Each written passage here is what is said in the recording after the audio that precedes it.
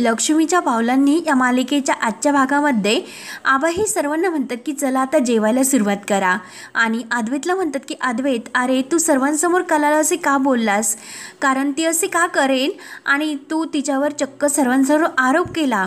तर लगेच अद्वैत उठतो आणि सर्वांसमोर तो कलाची हात जोडून माफी मागायला सुरुवात करतो। तेव्हा मात्र सरोजला खूप राग येतो, रागाने ती हे सर्व बघत असते। अद्वैत कलाची सर्वांसमोर माफी मागतो की चुकले माझे की मी तुला जाब विचारला। कला फक्त अद्वैतकडे बघत असते।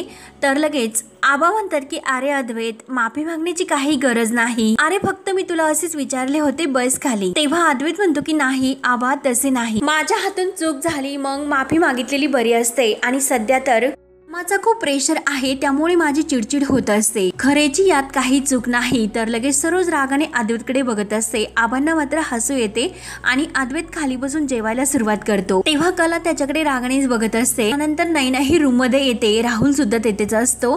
तेव्हा नैनाला खूप राग येतो कारण सर्वांसमोर आबाने त्या कलाचीच बाजू घेतलेली असते।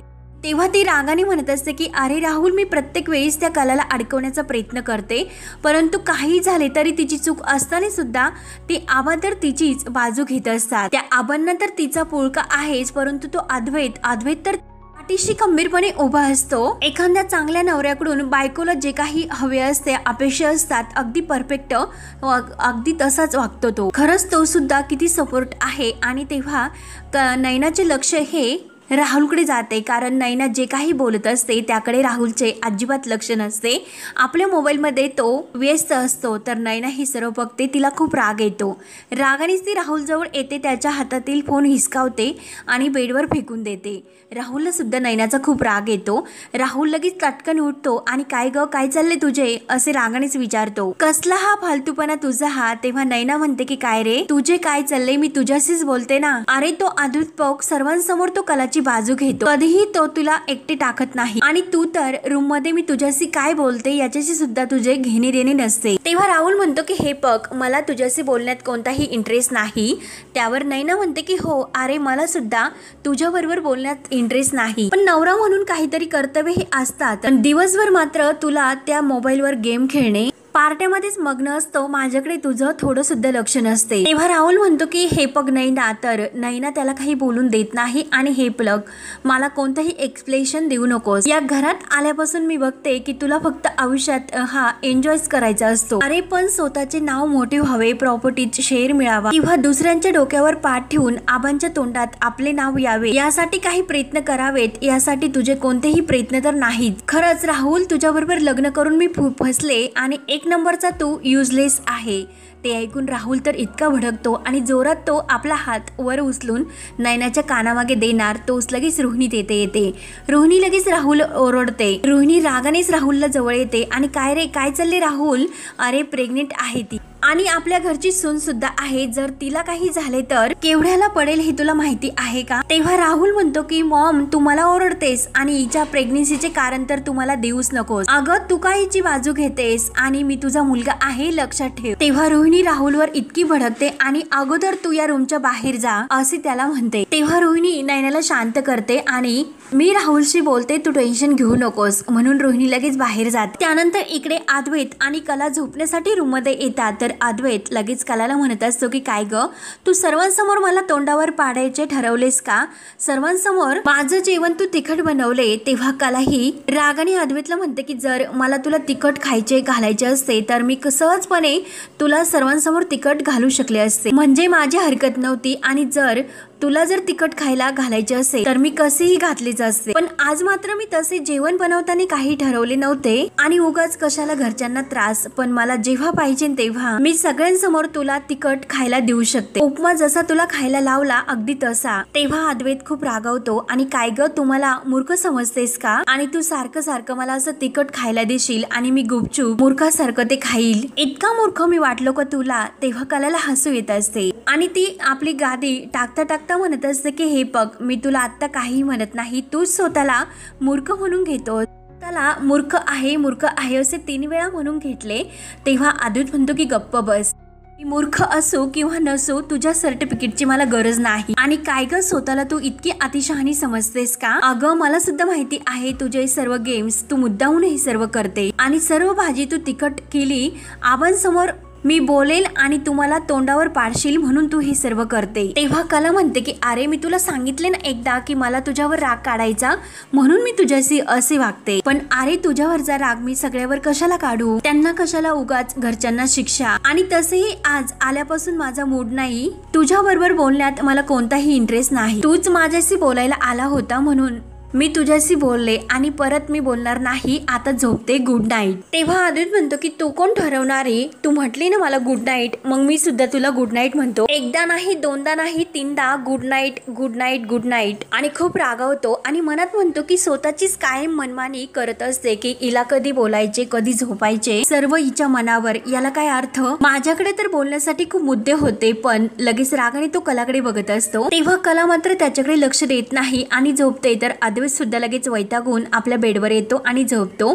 त्यानंतर इकडे रोहिणी ही राहुलकडे येते आणि राहुलला म्हणते की राहुल, अरे काय चालले तुझे हे सर्व? तू तिच्यावर हात उघडला, तुला कळते का तू काय करतोस ते? तेव्हा राहुल म्हणतो की मॉम, मला व्यवस्थित कळते की मी काय करतो ते, पण तू काय इतकी चुकीचे वागते? शुद्धीत आहेत ना? अगं, मी तुझा मुलगा आहे आणि आपण दोघ एका टीम मध्ये आहोत आणि नैना त्या टीम मध्ये नाही, पण तरी सुद्धा तू सारखी सारखी त्या नैनाचीच बाजू का घेतेस? तेव्हा रोहिणी मात्र खूप चिडते आणि राहुल, तुम्हाला प्रश्न मात्र विचारायचे नाही. मी जे काही करते ना त्यामध्ये काही कॅल्क्युलेशन्स असतात, तुझ्यासारखे नाही उठ सूट टाइमपास करत बसायला. तेव्हा राहुल सुद्धा भडकतो आणि मॉम, हेच मला तुझे आवडत नाही. तेव्हा रोहिणी सुद्धा त्यावर भडकते आणि हे बघ राहुल, मी तुला शेवटचे समजावते की माझ्या वाटेत तुम्हाला आडवे यायचे नाही आणि माझ्या प्लॅनिंग मध्ये नाहीच नाही. मागच्या वेळेस तू माझ्या प्लॅनिंग मध्ये आडवा आला होता, काय झाले? त्या नैनाला बायको म्हणून तर तुला स्वीकारावे तर लागलेच. मग आता इथून पुढे आणखीन काही गडबड तुला करायची आहे का? आणि जर पुन्हा तू काही केले तर तू माझा मुलगा आहे हे विसरून जाईल मी. आणि हे बघ, कितीही जरी तू नाही म्हटला तरी ती तुझी बायको आहे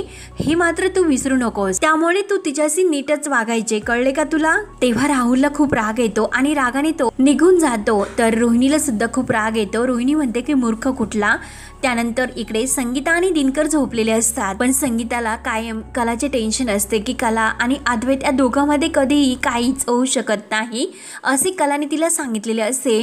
म्हणून तिच्या जीवाला काही चैन मिळत नसते. तिच्या डोळ्यासमोर फक्त कलाचे लग्न तिने कोणत्या पद्धतीत लावून दिले हे सर्व क्षण आठवतात आणि कलाचेच बोलणे तिला आठवत असते. अद्वैतने हे सर्व नाटक रचले होते आणि यापुढे अद्वैत आणि तिच्यामध्ये काही होऊ शकत नाही, म्हणून हे सर्व आठवून तिच्या डोळ्यात पाणी येते. तेव्हा कलाच्या काळजीने ती लगेच उठते आणि खूप रडत असते आणि अद्वैत हा तिच्याबरोबर जे आजोबांसाठी नाटक करत होता असे चांगले वागण्याचे, त्यामुळे यापुढे माजिद आणि चांदेकर मध्ये काहीच होणार नाही असे कलाने सांगितलेले शब्द सारखे सारखे तिला आठवतात आणि कलाच्या या आयुष्याला तीच जबाबदार आहे. तिच्यामुळेच कलाचे वाटोळे झाले, तिच्या आयुष्याची राखरांगोळी केली असे तिला वाटत असते. स्वतःलाच ती दोष देते. यामध्ये सर्वात मोठी चूक माझीच आहे. मॅच तिच्या आयुष्याचा खेळ केला, त्यामुळे मला जगण्याचा कोणताही हक्क नाही. माझीच खूप मोठी चूक झाली आणि माझ्या चुकीची शिक्षा माझी पोरगी भोग. म्हणून ती किचन मध्ये असते आणि खूप रडत असते. किचन मध्ये जो रॉकेलचा ड्रम खाली ठेवलेला असतो तो घेते आणि आपल्या अंगावर पूर्णपणे रॉकेल ओतून घेते. मला जगण्याचा कोणताही हक्क नाही म्हणून स्वतःचा जीव ती देण्याचे ठरवते. त्यानंतर इकडे कलाला सुद्धा खूप बेचैन होते आणि तिला सुद्धा काहीतरी संकेत असल्याचा जाणवतो. तिला सुद्धा झोप लागत नसते, म्हणून ती उठते आणि डायरेक्ट देवघरात येते आणि देवी आई समोर दिवे लावून ती हात जोडते. देवीला म्हणते की आई, असे का होते? काय असे घडणार आहे असे माझ्या मनाला सारखे सारखे राहून वाटते. अगदी मनाला हुरहुर लागली. काही विचित्र तर घटना घडणार नाही ना? मला खूप अस्वस्थ वाटते. हा कसला संकेत तर नाही ना देवा? त्यानंतर इकडे दिनकरला अचानक झोपेमध्ये खोकला लागतो आणि तो खोकत खोकत लगेच उठतो, परंतु संगीता त्याच्या जवळ नसते. म्हणून तो इकडे तिकडे बघतो, संगीता कुठे गेली असेल म्हणून पाणी प्यायला घेतो आणि संगे संगे असा आवाज देत असतो आणि परत तो संगीताला आवाज द्यायला सुरुवात करतो. तेव्हा दिनकरच्या आवाजाने काजलला सुद्धा जाग येते. तर दिनकर लगेच संगीता संगीता करत बाहेर येतो. तेव्हा काजल लगेच उठते आणि बाबा का आवाज देत असतील, का ओरडत असतील, काय झाले असेल म्हणून काजल लगेच रूमच्या बाहेर येते. तर इकडे दिनकर हॉलमध्ये येतो. संगीता तेव्हा संगीता असा परत आवाज देत असतो। तेव्हा काजल म्हणते की अहो बाबा काय झाले, इतक्या रात्रीचे तुम्ही हॉलमध्ये आईला का हाका मारतात? तेव्हा दिनकर घाबरतच म्हणतो की अगं मी तुझ्या आईला केव्हापासून आवाज देतो, परंतु ती तर खोलीतच नाही आणि कुठे गेली असेल, आणि ते पण इतक्या रात्री। तेव्हा काजलला ते ऐकून धक्का बसतो। काजल म्हणते की बाबा अहो काय सांगतात तुम्ही, तिला सगळीकडे बघितलेस का? तर दिनकर म्हणतो की हो अगं मी केव्हाचा आवाज देतोय, आणि परत तो मोठमोठ्याने संगीता संगीता करत असतो, आणि तेवढ्याच संगीताच्या हातातील जो रॉकेलचा ड्रम असतो मोकळा तो खाली पडतो। त्या आवाजाने लगेच काजलला समजते की संगीता ही किचन मध्ये आहे। दिनकर आणि काजल धावतच किचन मध्ये येतात, आणि तेवढ्यात संगीता ही काडीची पिटी घेते आणि काडी ओढते, तिच्याकडेच बघत असते। त्यानंतर इकडे DVI समोर कलाला खूप मोठा एक संकेत होतो, कारण तो दिवा जो लावलेला असतो तर तो दिवा असा वाऱ्याने विजल्यासारखा होत असतो। तेव्हा लगेच कला आपल्या दोन्ही हाताने तो दिवा विझवण्याचा थांबवते, आणि काय झाले असेल म्हणून तिला टेन्शन येत असते। त्यानंतर इकडे दिनकर आणि काजल संगीताजवळ धावतच येतात, आणि संगीताच्या हातातील काडी ती बाजूला फेकतात, आणि काजल ही ओरडते की काय झाले आई, का असे करतेस? दिनकर सुद्धा रडतच म्हणतो की संगे अगं काय झाले, काय करतेस तू हे सर्व? तेव्हा संगीता खूप रडत असते आणि मला सोडा असे ती मोठ्याने ओरडते, मोठमोठ्याने रडत असते की मला जगायचे नाही, माझ्यामुळे सर्व वाट लागली, माझ्यामुळे माझ्या पोरीच्या आयुष्याची संसाराची वाट लागली, त्यामुळे मला जगण्याचा अधिकार नाही, मला तो हक्क नाही। तेव्हा काजल म्हणते की अहो बाबा तुम्ही समजा, आई असे का करते? तेव्हा दिनकर म्हणतो की अगं संगीता काय करतेस तू हे सर्व? तू अशी स्वतःला दोषी मानू नकोस, आपण बसून बोलूयात, अगं तुला खूप त्रास होईल। तेव्हा संगीता म्हणते की नाही मला कसला त्रास नाही, माझ्यामुळे माझ्या मुलीला त्रास होतो। तेव्हा काजलच्या डोळ्यात पाणी येते आणि ती म्हणते की अगं आई तू माझ्याशी बोल, आपण सर्व मिळून काहीतरी करूयात, आम्ही आहोत, तुम्ही आमच्याशी तरी बोल। तेव्हा संगीता मोठ्याने ओरडते की मला काही बोलायचे नाही, पण मला जगायचे नाही, माझ्यामुळे माझ्या पोरीच्या आयुष्याची वाट लागली, त्यामुळे मला जगायचे नाही। दिनकर आणि काजल सुद्धा खूप रडत असतात, त्यांना संगीताची अवस्था बघवत नसते। दिनकर रडत म्हणत असतो की अगं संगीत तू असे बोलू नकोस। तेव्हा काजल म्हणते की अगं आई तू शांत हो, सगळं काही नीट होईल, आई शांत हो, सर्व काही नीट होणार आहे, तू शांत हो, म्हणून संगीताला खूप प्रयत्न करून समजावतात आणि तिला बाहेर हॉलमध्ये तेथे सोफ्यावर बसायला घेऊन येतात। संगीता मात्र खूप रडत असते की मला जगायचे नाही, प्लीज मला जगून नाही, तुम्ही धरू नका, अडवू नका। दिनकर म्हणतो की अगं संगे का असे वागतेस तू, काय झाले?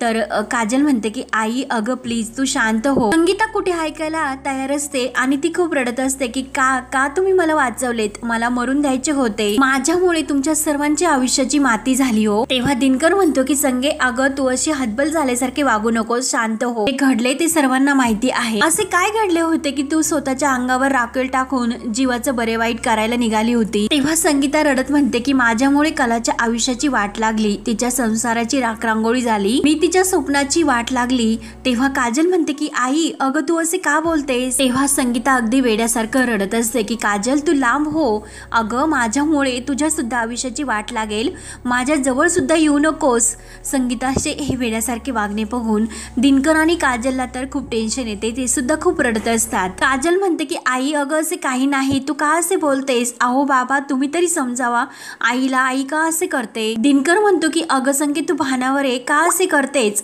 संगीता म्हणते की नाही आता मी कुणाचं काही ऐकणार नाही, मला जगायचे नाही। दिनकरला सुद्धा खूप रडायला येते आणि संगीता तर स्वतःच्या जीवाला त्रास करून घेतच असते। दिनकर म्हणतो की अगं स्वतःला आवर, तू काय बोलतेस, काय वागतेस हे सर्व? त्यानंतर इकडे कला ही देवघरातच असते आणि हात जोडून ती देवासमोर हे संकट कोणते असेल, का असे विचित्र माझ्याबरोबर घडत असेल, असे काय झाले असेल, आई प्लीज तू कोणतेही संकट आता माझ्यावर येऊन देऊ नकोस, माझ्या मनाला अगदी हुरहुर लागलेली आहे, काही वाईट तर घडणार नाही ना, माझ्या दोन्ही घरामध्ये सुख समाधान लागू दे, माझ्या कुटुंबातील लोकांनी कधी कुणाचे वाईट केलेले नाही, त्यामुळे दोन्ही कुटुंबावर कोणतेही संकट ओढू नकोस, म्हणून DVIला ती हात जोडून प्रार्थना कर। त्यानंतर इकडे दिनकर हा समजावत संगीताला शांत करतो आणि काय संगे काय करायला निघाली होतीस, जर ऐन वेळेस मी काजल तेथे आलो नसतो तर काय किती मोठा अनर्थ घडला असता। काजल सुद्धा म्हणते की हो आई। तेव्हा संगीता आणखीनच रडत असते की तुम्ही मला मरून द्यायचे होते, का अडवले तुम्ही मला, आणि माझ्या कलेच्या आयुष्याची वाट लागली आणि ते पण माझ्यामुळे। आज ती आपल्या घरी आली होती तेव्हा तिने मला सांगितले की तिच्यात आणि जावई बापू मध्ये काही खरं नाही, ती जे काही आपल्या समोर वागत होती ते सर्व खोटं होतं. जावई बापू तिच्याशी खूप खूप खोटं वागतात. तिला तिच्या नवऱ्यापासून काहीही सुख नाही असे सांगत संगीता खूप रडत असते. हे ऐकल्यानंतर तर दिनकर आणि काजल या दोघांना सुद्धा खूप धक्का बसतो. तेव्हा संगीता रडतच म्हणते की हे सर्व तर माझ्यामुळे झालेले आहे, मीच याला कारणीभूत आहे. तेव्हा दिनकर म्हणतो की अगं संगे, तू जर आत्महत्या केली तर आपल्या मुलीचा संसार हा चांगलाच होणार आहे का? जे होऊन गेले, जे घडले ते मागे सरून गेले. तेव्हा संगीता रडतच म्हणते की अहो ते जरी होऊन गेले असले तरी अजून सुद्धा ते भोगते आणि तो त्रास कोणामुळे भोगते? माझ्यामुळे भोगते. मीच माझ्या कलाला माझ्यामुळे खूप त्रास दिला. माझ्या कलाने कधीही कोणाचे वाईट केलेले नाही, पण तिच्या नशिबाला हे कशामुळे आले? तेव्हा दिनकर म्हणतो की अगं आपल्या कलाने कधी तुला दोष दिला का संगीता? अगं कधी ती तुला उलटून बोलली का? तेव्हा संगीता रडच म्हणते की नाही, अहो माझी कला कधीही कोणाला उलटून बोलली नाही. खरंच ती खूप गुणाची आहे. ती इतकं दुःख सहन करते पण कधी एका शब्दाने तिने मला सांगितले नाही. ती कधीच मला दोषी सुद्धा ठरवले नाही, कधी तर काही म्हणली सुद्धा नाही. पण माझेच मन मला खाते, माझंच मन मला त्रास देते की हे सर्व मीच केले म्हणून. तेव्हा दिनकर म्हणतो की संगे, तुला इतके कळते तर मग मला सांग, तू आत्महत्या करून ताण कमी होणार आहे का? सर्वजण सुखी होणार आहेत का? अगं सर्व संकटाचा सामना करायला हवा आणि तू तर पळून निघालीस. आपल्या पोरींचा संसार तुला सुखी व्हायला पाहिजे ना. आपल्यामुळे तिच्या आयुष्यामध्ये तिला हा त्रास झाला असेल असे तुला वाटत असेल तर मग आपण जबाबदार आहोत ना. मग तिला त्या त्रासातून तिला मोकळं करायचे असेल तर ती जबाबदारी आपली आहे ना. आई बाप म्हणून ती जबाबदारी आपलीच आहे.